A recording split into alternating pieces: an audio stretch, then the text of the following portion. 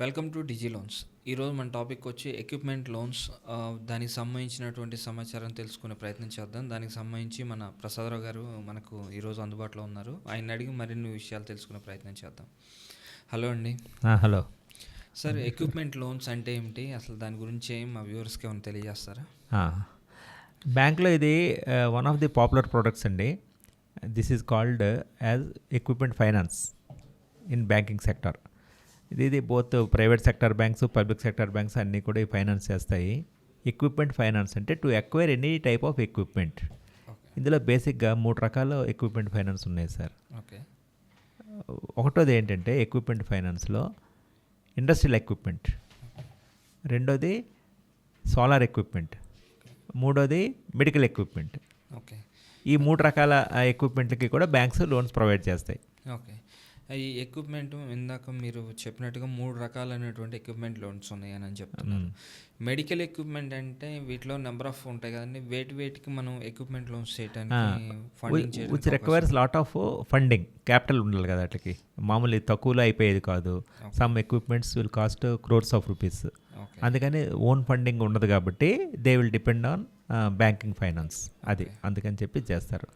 First మీరు అడిగినట్టుగా medical equipment చూసినట్లయితే, మెడికల్ ఎక్విప్మెంట్లో ఏంటి, మనం హాస్పిటల్స్కి వెళ్తుంటాం, అక్కడ చాలా మెషిన్స్ అన్ని వాడుతూ ఉంటారు. That machines itself is called equipment. X ray machines కానీ, ఎక్స్రే ఎకో మిషన్స్ అంటారు, ఇట్లాంటి 2D ఎకో మిషన్స్ అంటారు, స్కానింగ్ మెషిన్స్, సిటీ స్కాన్స్ సంబంధించి ఇలాంటివన్నీ కూడా మెడికల్ ఎక్విప్మెంట్ కిందకి వస్తాయంట. Yes sir, medical equipment. అందులో ఇప్పుడు MRI scanners, ultrasound scanning systems, తర్వాత ఈ మధ్య మెడికల్ రికార్డ్స్ని రికార్డ్స్ చేస్తున్నారు కదా. ఇప్పుడు if you go to any branch of any hospital, our records will be available there. Okay. For example నేను అపోలోకి వెళ్ళాను. ఇక్కడ అపోలోకి వెళ్తే నా రికార్డ్స్ అన్నీ కూడా ఇక్కడ డిజిటైజ్ చేసి పెట్టుకుంటారు. Suppose if I go to Chennai branch of Apollo, అక్కడ కూడా నా రికార్డ్ అవైలబుల్గా ఉంటుంది. Like banking sector CBS system లాగా throughout country that will be available. That requires some sort of machinery, equipment, computer systems, servers అన్నీ ఉండాలి. సో దాని ఫండింగ్. ఓకే. సో ఇలాంటివి. అలాగే డెంటల్, అది కూడా చాలా కాస్ట్లీ అండి. డెంటల్ చైర్స్ ఉంటాయి, మనం చూసుంటాం కదా, అవి కూడా చాలా costly. Dentist, newly starting dentist cannot provide his finance, personal finance. అందుకని normally these whatever dentist or doctors or hospitals will go for bank finance. Okay. అది ఎక్విప్మెంట్ ఫైనాన్స్, అదే sorry medical finance. And solar equipment సంబంధించి solar equipment కూడా. Solar equipment ఏంటంటే sir, ఇప్పుడు నిన్న మనం ఒక వీడియో చేసాము, అదేంటంటే ఫర్ ఎన్విరాన్మెంటల్ సస్టైనబిలిటీ, అంటే గ్రీన్ సిస్టమ్స్, అంటే ఏంటి, ఎనర్జీ సేవింగ్, అలాంటి వాటికి. ఫర్ ఎగ్జాంపుల్ మనకి సోలార్ ప్యానల్స్ ఉన్నాయి. సోలార్ ప్యానల్స్ అంటే ఏంటి, టు ప్రొడ్యూస్ ఎలక్ట్రిసిటీ ఇండిజినస్లీ, మనమే. సపోజ్ మనకు బిల్డింగ్ ఉంది, రూఫ్ టాప్లో మనం సోలార్ ప్యానల్స్గా ఇన్స్టాల్ చేసుకున్నట్లయితే it will produce energy electricity for hour consumption. We need not pay any electricity bill. ఇది డొమెస్టిక్. అదే ఇండస్ట్రీలో అనుకోండి సార్, ఇండస్ట్రీలో ఏంటి, ఏమైనా ఆ పైన టాప్లో అన్ని చాలా ఇన్స్టలేషన్స్ చేస్తే కొన్ని మెగావాట్స్ ఎలక్ట్రిసిటీ జనరేట్ చేయొచ్చు. వాళ్ళ కన్జంప్షన్ సరిపోగా మిగతాది కూడా surplus energy whatever is there, they can sell it to government also. Government కూడా పర్చేస్ చేస్తాయి. ఓకే. సో దానికి కూడా అది ఇన్స్టాల్ చేయాలంటే చాలా మనీ అవసరం, కాస్టింగ్ చాలా ఫండింగ్ అవసరం. కాబట్టి సోలార్ ఎక్విప్మెంట్. ఓకే. అండ్ ఇంకొకటి వచ్చి మన ఇండస్ట్రియల్ ఎక్విప్మెంట్. ఇండస్ట్రియల్ ఎక్విప్మెంట్ కూడా పెద్ద పెద్ద ఇండస్ట్రీస్ అనగానే అవి it requires very huge machinery, boilers, తర్వాత ఫర్నెసెస్, ఇవన్నీ కూడా ఎక్విప్మెంట్లోకే వస్తాయి. మెషినరీ మొత్తం ఇవన్నీ కూడా వస్తాయి. అలాగే వెహికల్స్ కూడా అవసరం అవుతాయి, అది కూడా ఎక్విప్మెంటే. Equipment is nothing but what is required for production, what is required for manufacturing, that is equipment. వీటికి సంబంధించి కనుక మనకి లోన్ ప్రొవైడ్కి ఎంత టైం ఉంటుందండి, అంటే డ్యూరేషన్ టైం? అంటే ఎన్నాళ్ళలో శాంక్షన్ అవుతుందని అంటే అట్లా కదండి, టెన్యూర్ ఎంత? టెన్యూర్ అంటే repayment period normally it will be sanction as term loan sir. బ్యాంక్లో యాక్చువల్గా 2 రకాల లోన్లు ఉంటాయి. ఒకటి సిసిఓడి, రన్నింగ్ టైపు, అదేంటి ఎవ్రీ ఇయర్ రెన్యూవల్ చేసుకోవాలి. ఇంట్రెస్ట్ ఎవ్రీ మంత్ రీపే చేయాలి. సర్వ్ చేయాలి. అది ఒక రకం. Okay. Second type is term loans. Okay. Term loans అంటే ఆర్బీఐ నామ్స్ ప్రకారంగా మినిమం టర్మ్ లోన్ అంటే 3 ఇయర్స్. ఓకే. ఇది maximum 3 to 7 years. Minimum 3 years, maximum 7 years. Okay. దానికి ఈఎంఐ పడుతుంది. ఓకే. ఎవ్రీ మంత్ మీరు ఈఎంఐ అంటే EMI ఏంటి? date ఉంటుంది. ఈఎంఐ దానికి consist of payment both principal component and interest component. Okay. కాబట్టి మెషినరీ కాస్ట్ మనం పే చేసాం. సపోజ్ ఒక 1 crore పెట్టి ఒక ఎక్విప్మెంట్ కొన్నారు సార్. ఓకే. 1 crore మీద దీనికి ముందర మార్జిన్ గురించి మనం మాట్లాడాలి. How much the customer has to bear? Okay. తను ఇనిషియల్గా ఎంత investment 20 to 25%. It depends on bank. Okay. So bank finance ఎంత 75 to 80% వరకు బ్యాంక్స్ లోనింగ్ ఇస్తాయి, ఫైనాన్స్ ఇస్తాయి. సో దాని మీద మనకి మొత్తం ఎంటైర్గా జీరో అయిపోవాలంటే ఏంటి? Both principal and interest component will be serving serviced paid by the customer. అట్లా. సో దాంతోపాటుగా దీనికి రేట్ ఆఫ్ ఇంట్రెస్ట్ ఎంత ఉంటుందండి? రేట్ ఆఫ్ ఇంట్రెస్ట్ నార్మల్గా 6 to 7% నుంచి 10% వరకు ఛార్జ్ చేస్తారు. It depends on credit scoring. Suppose ఒక ఇండస్ట్రియల్ హౌస్ అనుకుందాం, లేదా కార్పొరేట్ అనుకుందాం, దానికి ఉన్న క్రెడిట్ స్కోరింగ్ని బట్టి, ఓకే. సిబిల్ రేటింగ్ దీన్ని బట్టి ఛార్జింగ్ ఉంటుంది.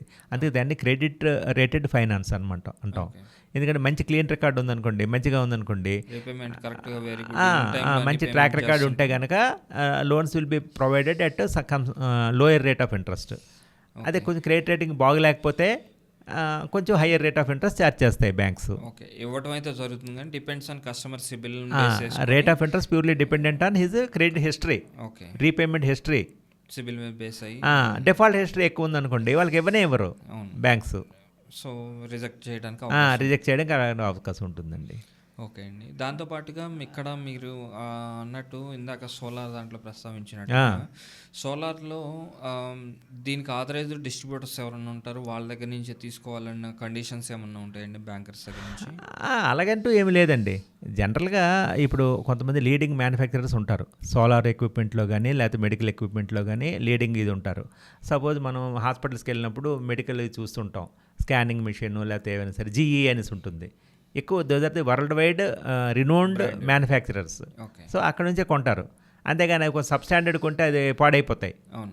అందుకని normally hospitals or corporates go for quality branded items. Branded items problems తక్కువ ఉంటాయి కదా, అందువలన. అలాగంటూ సోలార్ ఎక్విప్మెంట్ కూడా 2-3 కంపెనీలు ఉన్నాయి సార్, వాళ్ళు బాగా తయారు చేస్తారు. ఓకే. క్వాలిటీ తోటి వాళ్ళ దగ్గర నుంచి కొటేషన్ తీసుకొని వచ్చి అంతే. కొటేషన్ ఇచ్చినట్లయితే that is the project cost. ఆ ప్రాజెక్ట్ కాస్ట్లో 20-25% డిపెండింగ్ ఆన్ ద బారయర్ ఇది. మిగతా రిమైనింగ్ 70-75% వరకు బ్యాంక్స్ లోన్ ఇస్తాయి. ఓకే. బ్యాంక్స్ కానీ ఎన్బిఎఫ్సిస్ కానీ అప్ టు అంటే లోన్ అమౌంట్లో ఎంత వరకు ఇవ్వడానికి అవకాశం ఉంటుందండి? అదే లోన్ అమౌంట్లో ఇప్పుడు మనం ఉన్నట్టు 70-80% వరకు ఇస్తారండి. ఓకే. కొంచెం వాళ్ళకి క్రెడిట్ రేటింగ్ అది ఉంటే. ఇక్కడ ముఖ్యంగా గమనించాల్సి ఇంకోటి ఉందండి, ఏమైనా సెక్యూరిటీ ప్రొవైడ్ చేయాలా? ఓకే. సపోజ్ అందరూ కూడా కొంతమంది న్యూ డాక్టర్స్ వస్తారు, అప్పుడే ఎంబీబీఎస్ ఎండీ కంప్లీట్ అవుతుంది, లేకపోతే ఎంఎస్ కంప్లీట్ అవుతుంది. వాళ్ళు పెట్టాలంటే వాళ్ళకి సెక్యూరిటీ అంటే ఉండదు కదా. They cannot bring their margin. Only 20% మార్జిన్ని తేవడమే కష్టం.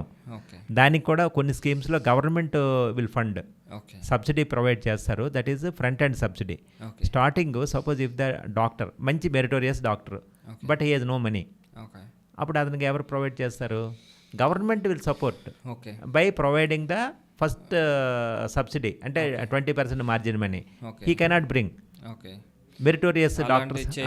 అంటే వాళ్ళు ఫైనాన్షియల్గా సపోర్ట్ చేయలేని వాళ్ళకి మనకి సబ్సిడీ త్రూ బ్యాంక్ త్రూ ఇప్పిస్తారు. ఆ 20% వాళ్ళు మీట్ చేస్తారు. బట్ అందరికీ కాదు అది.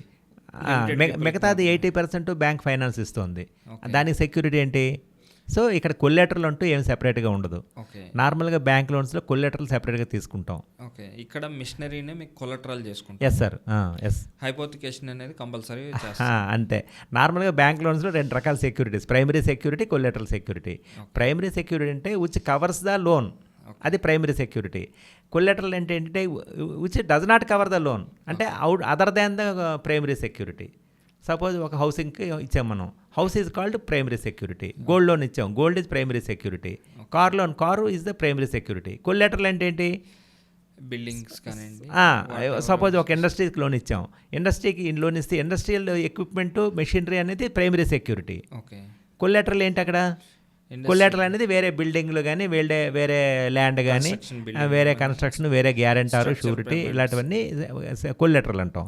బట్ ఈ ఎక్విప్మెంట్ ఫైనాన్స్కి ఏంటంటే there is no system of collateral security. Okay. The equipment itself is security. Okay. Collateral అంటే దాన్ని హైపోథికేషన్ దాని ప్రైమరీ అనుకోండి, కొలాటరల్ అనుకోండి, whatever may be. No collateral, separate collateral is required. Okay. That what I mean to say. Okay sir. So దీంట్లో కనుక మీరు loan amount minimum నుంచి maximum ఎంత మటుకు ఉండొచ్చు అని? మినిమం అంటే it depends on the equipment cost sir. Okay. Suppose 1 crore మనం ఇందాక మాట్లాడినట్టు, సపోజ్ 80% మనం లోన్ ప్రొవైడ్ చేసాం సార్, 1 crore మీద 80 lakhs వరకు ఇవ్వచ్చు. అదే కొంచెం పెద్ద పెద్ద బిగ్ ఇండస్ట్రియల్ హౌసెస్కి ఉన్నాయి. సపోజ్ పొల్యూషన్ రిలేటెడ్ ఎక్విప్మెంట్ పెట్టుకున్నారు వాళ్ళు. అంటే ఇప్పుడు బయటికి కార్బన్ డైఆక్సైడ్, SO2 ఎమినేట్ చేసినట్టయితే ఎన్విరాన్మెంటల్ డిగ్రేడేషన్ అవుతుంది, స్పాయిల్ అయిపోతుంది. అందుకని చెప్పి దానికి పెట్టుకుంటే it requires suppose 100 crores equipment పెట్టుకోవాలి. దానికి 20% అంటే 80 crores వరకు లోన్ ఇస్తారు. So there is no bar. It depends on the cost of equipment.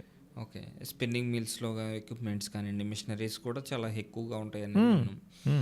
So దాంతోపాటు రెడీమేడ్ మిక్సర్ అంటే కన్స్ట్రక్షన్కి సంబంధించినవి కూడా ఫండింగ్. కన్స్ట్రక్షన్ కూడా ఇస్తారు సార్. కన్స్ట్రక్షన్ ఫండింగ్ కూడా. కన్స్ట్రక్షన్ మీన్స్ దానికి ఏమైతే సపోజ్ ఇప్పుడు L&T వాళ్ళు రెడీమేడ్ మిక్స్ వాడుతుంటారు, అవన్నీ కూడా మనం ఫైనాన్స్ చేయొచ్చు బ్యాంక్లో. ఓకే.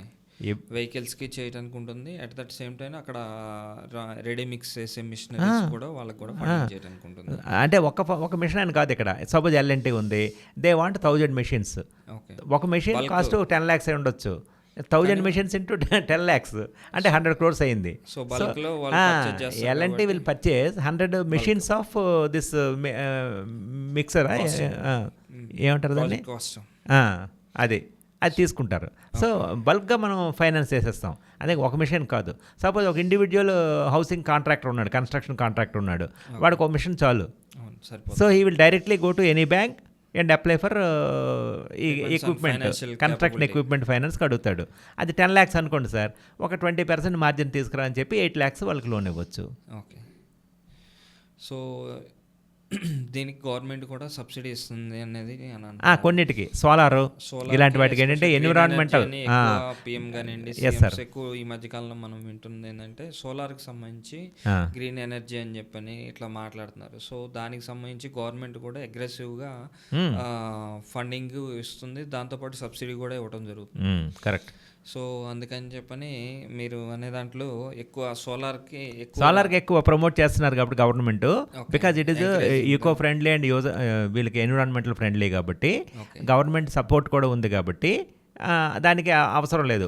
దీనికి మీరు సబ్సిడీ ఉంది అవన్నీ, బట్ మిగతా వేరే దీనికి సబ్సిడీలు ఏమి ఉండవు. ఏంటంటే these are funded for private entities. Medical equipment కానీ, ఇండస్ట్రియల్ ఎక్విప్మెంట్ కానీ దీనికి ప్రమోటర్స్ ఉంటారు. They don't require subsidy from government. ఏదైనా ఒక సెక్టార్ని ఎంకరేజ్ చేయాలంటే government will provide subsidy. Okay.